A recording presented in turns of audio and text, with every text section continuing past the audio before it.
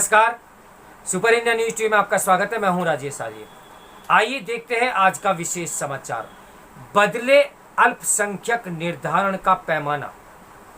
अल्पसंख्यक वर्ग की पहचान अब राज्य या जिला नहीं बल्कि प्रखंड, सब डिवीजन और सर्किल स्तर पर की जानी चाहिए। सर्वोच्च न्यायालय में देश के 9 राज्यों में हिंदुओं को अल्पसंख्यक घोषित करने की गुहार लगाई गई है।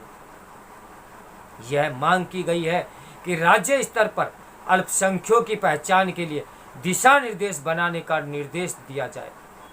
केंद्र सरकार की ओर से दाखिल हलफनामे में कहा गया है कि राज्य सरकारें राज्य की सीमा में धार्मिक और भाषाई आधार पर वैसे ही अल्पसंख्यक समुदाय घोषित कर सकती है जैसे कर्नाटक ने उर्दू, तेलुगु, तमिल, मलयालम, हिंदी, कोंकणी, मराठी और गुजराती भाषाओं को अपनी सीमा में अल्पसंख्यक भाषा की अधिसूचित किया है तथा महाराष्ट्र ने यहूदियों को। भारत के संविधान में अल्पसंख्यक कौन होगा, इसकी व्याख्या नहीं की गई थी। सर्वप्रथम केंद्र सरकार ने अल्पसंख्यकों के लिए राष्ट्रीय आयोग अधिनियम 1992 बनाया। उसने अक्टूबर 1993 में मुस्लिम, ईसाई, सिख, बौद्ध और पारसी को अल्पसंख्यक घोषित किया। वर्ष 2014 में इसमें जैन को भी जोड़ा गया।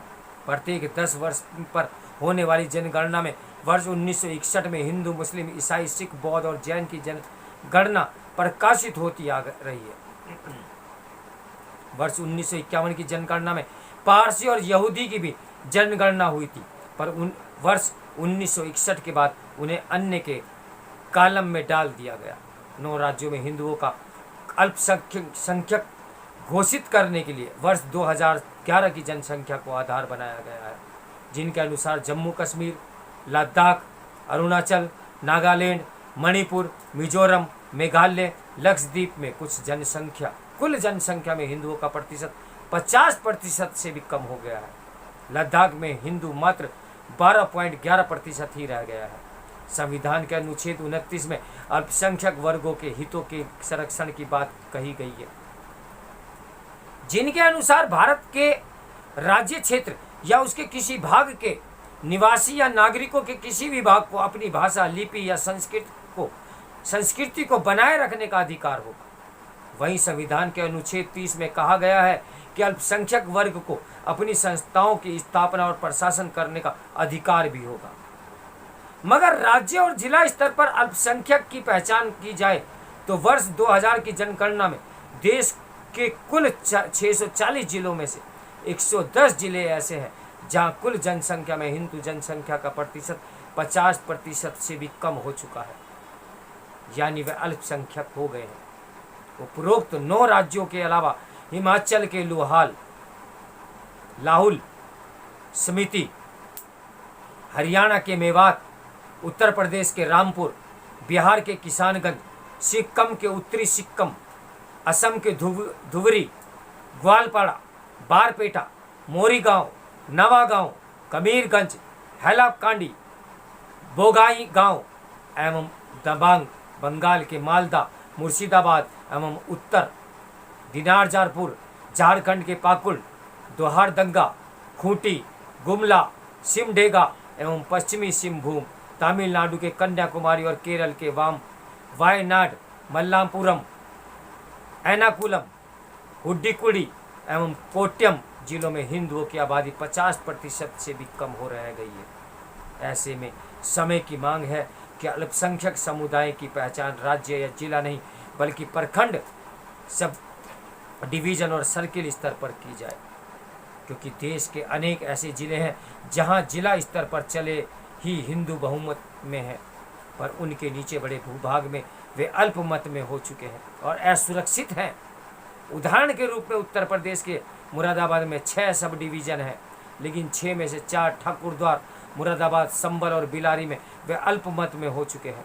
बंगाल के उत्तर 24 परगना में 9, दक्षिण 24 परगना में 7 प्रखंड और असम के कछार जिलों में 5, सर्किल में 2 और हिंदू अल्पमत में हो चुका है। जिन राज्यों, जिलों, सब डिवीजन में मुस्लिमों और ईसाई बहुमत में है, वहाँ से हिंदुओं, सिख, बौद्ध और जैन का पलायन हो रहा है, क्योंकि वहाँ वे अपने को असुरक्षित महसूस करने में लगे हुए हैं और अपने को असुरक्षित महसूस कर रहे हैं क्योंकि उनका शोषण शुरू हो चुका है। अनुच्छेद 29 एवं 30 में भाषा, लिपि और संस्कृति के संरक्षण के लिए शिक्षण संस्थाओं के संचालन की बात कही गई थी, पर बाद में केंद्र और राज्य सरकारें तुष्टीकरण के तहत अल्पसंख्यक मंत्रालय और अल्पसंख्यक आयोग गठित करती चली गई। तुष्टीकरण का विभस्त रूप तब सामने आया जब पूर्व प्रधानमंत्री मनमोहन सिंह ने सार्वजनिक रूप से घोषित किया कि संसाधनों पर पहला अधिकार अल्पसंख्यकों का है। सर्वोच्च न्यायालय में दायर केंद्र सरकार के हलफनामे में भी राज्य सरकारों को भाषाई अल्पसंख्यक घोषित करने की बात कही गई, जबकि अल्पसंख्यक घोषित करने की बात कही गई है, जबकि अल्पसंख्यक नाम लेकर पंथिक धार्मिक अल्पसंख्यक की बात की जाती है। देश में अल्पसंख्यक का अर्थ मुस्लिम और ईसाई से लगाया जाता है। सवाल यह है कि क्या मुस्लिमों या ईसाइयों की अपनी भाषा या लिपि है जिसके संरक्षण की आवश्यकता है? कई बार उर्दू को मुसलमानों से जोड़कर देखा जाता है, जो कि पूर्णतः गलत है। मुस्लिम बाहुल्य कश्मीर में मुस्लिम आबादी 68.31% है, पर उर्दू को अपनी मातृभाषा लिखाने वाले मात्र 0.23% ही है। असम में मुस्लिम जनसंख्या 34.22% है, पर जिन्होंने अपनी मातृभाषा उर्दू लिखवाई है उनका प्रतिशत मात्र 0.06 है। बंगाल में भी मुस्लिम आबादी 27.01 है, 1% है, पर मातृभाषा उर्दू लिखवाने वालों की संख्या मात्र 6.74% ही है। यानी संविधान के अनुच्छेद 29 एवं 30 में जिस भाषा और लिपि को अल्पसंख्यक मानकर संरक्षक देने की बात कही है उसे मुसलमान नहीं आते, क्योंकि वे जिस राज्य में रहते हैं वहाँ के लोगों की मातृभाषा को ही अपनी मातृभाषा मानते हैं।